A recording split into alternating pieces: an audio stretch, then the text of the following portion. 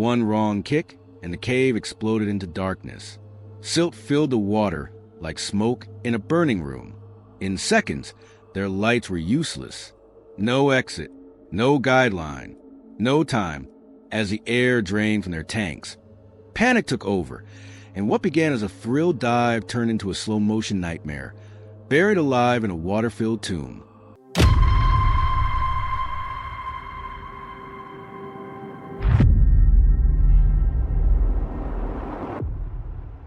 February 9, 2019, the sun was shining bright over the Dominican Republic. Tourists wandered between palm trees. The tropical breeze rolled across the landscape, and somewhere along the northern coast, visitors made their way to one of the country's most enchanting natural spots, Dudu Cave. At first glance, Dudu doesn't look dangerous.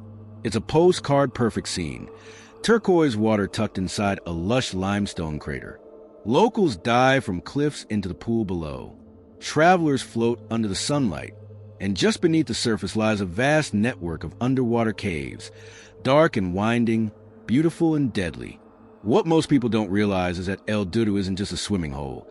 It's part of a complex underwater cave system, filled with tight tunnels, sharp turns, and total darkness. It's the kind of environment that demands strict training, specialized gear, and nerves of steel. For trained cave divers, it's a challenge. For the unprepared, it's a trap. That afternoon, Carlo Barbieri and Carlo Beso, two Italian nationals, geared up at the edge of the water. Both were recreational divers. They'd explored open waters, enjoyed the thrill of discovery, and loved adventure. But cave diving is not the same. It's not about beauty. It's about survival. And neither of them had formal training in this kind of environment. No overhead diving certification.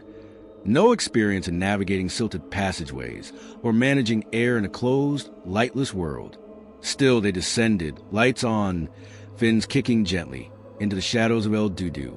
What happened next was a tragic sequence of mistakes, panic, and silence. A dive that should never have happened. A lesson written in darkness. And when it was over, neither of them would make it back to the surface alive. Carlo Barbieri and Carlo Beso stood on the edge of Dudu's calm, glassy pool, their gear strapped in place, adrenaline running high.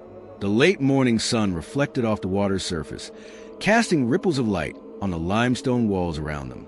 Everything appeared serene. It was the kind of place that looked more like a postcard than the entrance to a deadly labyrinth. Yet beneath that calm surface lay darkness, and decisions that could not be undone. Despite being relatively new to cave diving, the two men made a fateful choice that morning. They entered the cave system without a professional guide, without a main guideline to mark their route, and without the kind of redundant gear cave divers rely on for survival. No spare tanks, no directional markers, no backup plan. Nevertheless, they descended. At first, the dive must have felt like a dream.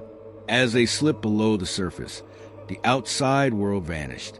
The entrance chamber opened into a stunning underwater cathedral. Walls of smooth limestone, columns formed over centuries, and crystal clear water offering visibility for dozens of feet. With their lights cutting through the stillness, the divers moved forward, driven by curiosity and the thrill of exploration. However, the beauty of underwater caves is deceptive. While the formations may be mesmerizing, the dangers are always waiting. Silent, invisible, and unforgiving. As they swam deeper into the system, excitement likely gave way to growing unease. They had no physical line connecting them to the entrance. That meant there was no safety net, no path to follow if something went wrong. Worse still, they had entered a complex cave system with multiple chambers and tight turns. Without a guideline, even experienced divers can quickly lose their orientation. Then disaster struck. At some point during the dive, one of them accidentally kicked the silted floor of the cave. That one small movement released a thick cloud of fine sediment into the water. What had been crystal clear only moments before became murky, then opaque. Within seconds, visibility dropped to zero. They were plunged into total darkness.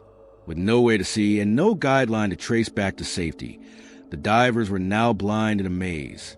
Every movement stirred more silt, worsening the situation.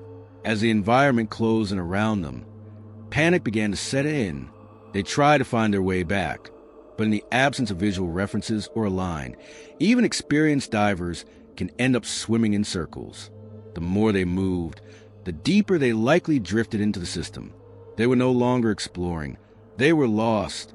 Technically speaking, several critical mistakes compounded their situation. First, neither diver was equipped with back-mounted or side-mounted gas redundancy system. This meant they had limited air, with no spare tanks to draw from. Second, they had not marked their route or placed reference points, standard practice in cave diving. Finally, under stress, their breathing rate would have spiked, accelerating air consumption and leading to rapid depletion of their tanks. With no way to communicate verbally and vision reduced to nothing, fear must have taken hold. In cave diving, panic is lethal. It clouds judgment, causes disorientation, and most dangerously, it increases air consumption dramatically. Every breath taken in fear becomes a step closer to drowning. The scene must have been terrifying. Flashlights dimmed. The hiss of regulators filled the silence. Hands reaching through the dark, grasping at nothing but cold rock. Maybe they could hear each other's bubbles, or maybe they drifted apart completely, swallowed by the cave. Inevitably, one of them ran out of air first. The second diver, likely aware of what was coming, tried to survive a few minutes longer, perhaps hoping to find a wall, a sign, anything. But there was no exit in sight, no familiar route, just endless darkness pressing in from all sides. And then, nothing. Back to the surface. As the sun began to dip over the Dominican Republic's northeastern coast, a quiet concern started to build at Dudu Lagoon. Hours had passed, and two divers who had entered the cave earlier that day had not surfaced. Other visitors at the site began to exchange worried glances. It wasn't just that the dive was taking long. It was a complete absence of any sign from the water. Eventually, someone reported their concern to the local authorities. By then, it was clear something had gone terribly wrong. Within hours, local emergency teams sealed off the area and called in reinforcements. Due to the complexity of underwater cave rescues, the authorities quickly sought help from international diving experts. These were not recreational divers, but trained professionals experienced in cave penetrations, technical recovery operations, and the harsh realities of bringing home those who never made it out. The rescue quickly transitioned into a recovery. The team that arrived faced daunting conditions. The Dudu Cave system, while beautiful from the surface, was a sprawling maze beneath the water. Multiple side passages extended into darkness, and any movement inside stirred up clouds of silt, just like the ones that had disoriented Barbieri and Beso. Navigating these chambers was like swimming through a snowstorm in pitch-black night. Each search dive carried its own risks. The divers had to move slowly, methodically, and always maintain a tight grip on their own guidelines. Any misstep, and they too could lose their way in the fog of stirred sediment. It became a battle not just against time, but against the cave itself. After several painstaking days, they found them. The bodies of Carlo Barbieri and Carlo Beso were located deep within one of the cave's narrower passageways. Their final resting place offered a quiet but chilling reflection of their final moments. Both men were fully equipped, masks in place, tanks still attached. There were no signs of violent impact or equipment failure. Instead, the positioning of their bodies told the story. They had become hopelessly lost, trapped in the dark, unable to find the exit. The tanks had been emptied. They had run out of air and silence. For the professional diving community, the news was met with a mix of sorrow and frustration. Many expressed condolences to the families and acknowledged the human tragedy at the center of it all. Yet behind closed doors and on numerous technical diving forums, there was also anger because this wasn't a freak accident. It was preventable. In post-mortem discussions, experts pointed to several fatal errors. The lack of a continuous guideline, the absence of a dive plan, the decision to enter a cave system without training or guide, all of these violated basic cave diving protocols. Some liken it to entering a burning building with no way out. The recovery operation, though successful, was a sobering reminder for community. Even among those who had seen many tragedies, this one struck a nerve, not because of the rarity, but because of how common the mistakes were. In the aftermath, diving forums lit up with renewed calls for education, stricter regulations, and greater public awareness.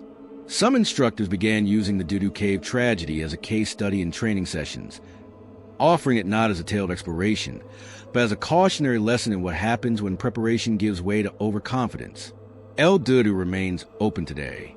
Tourists still visit its turquoise waters, unaware of the quiet voids that lie beneath. But for those who dive, especially those who teach, the cave now carries a darker reputation. Not as a hidden gem, but as a graveyard marked by choices made in haste. The tragedy at El Dudu Cave wasn't caused by bad luck. It wasn't the result of an unpredictable freak event. It was a cascade of avoidable mistakes rooted in a lack of training, preparation, and respect for the environment they had entered. And that's precisely what makes the deaths of Carlo Barbieri and Carlo Beso so painful for the diving community. Because cave diving doesn't forgive oversight. At its core, cave diving is not just scuba diving with walls. It's an entirely different discipline, one that requires specialized training, strict protocols, and a deep understanding of both physical and psychological risk. What might be an inconvenience in open water becomes a death sentence inside a flooded cave. There is no surface to ascend to when something goes wrong. There is no daylight to follow back to safety. That's why the very first rule of cave diving, emphasized in every certified training course, is simple and absolute. Never enter a cave without a continuous guideline. That line is your lifeline, your path home. Without it, even the most experienced divers could become hopelessly lost in minutes. Add in the requirement for redundant lighting, proper gas planning, and emergency contingencies, and it's clear, no one stumbles safely through a cave. You either train for it, or you don't go in. In the case of Barbieri and Beso, that training was absent. They ventured into one of the most unforgiving underwater environments without the tools or the knowledge to navigate it. No guideline, no backup lights, no redundant gas supply, and no plan for what to do if something went wrong. And something did go wrong very quickly. The moment they disturbed the silted bottom of the cave, visibility dropped to zero. In that instant, the calm thrill of exploration gave way to panic. It's one of the most dangerous situations a diver can face. Trapped in darkness, unsure of direction, with the walls closing in. Underwater, panic isn't just emotional, it's physiological. Breathing accelerates. Air supply depletes rapidly. The mind races, and in that chaos, logic disappears. Experts know that panic is often what kills, not the cave itself. That's why psychological conditioning is as vital to cave diving as knowing how to manage buoyancy. Divers are taught to expect fear, to control their breathing, to fall back on their training. But that control only exists if you've practiced it. And in this case, there was no such foundation. Equally crucial is equipment configuration. Cave divers don't just carry extra lights because it's convenient. They do it because they assume things will fail. At least 3 lights. Proper fins for confined spaces.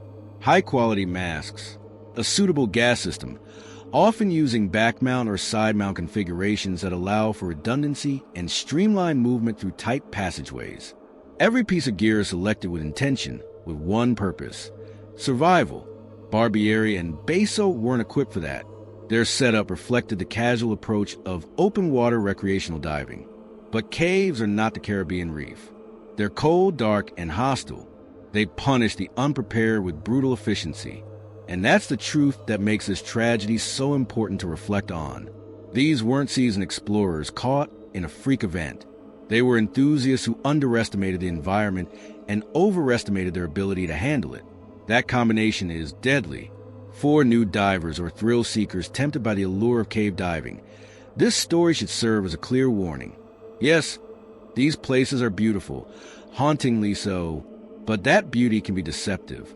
Beneath the surface lies a world that demands respect, not curiosity.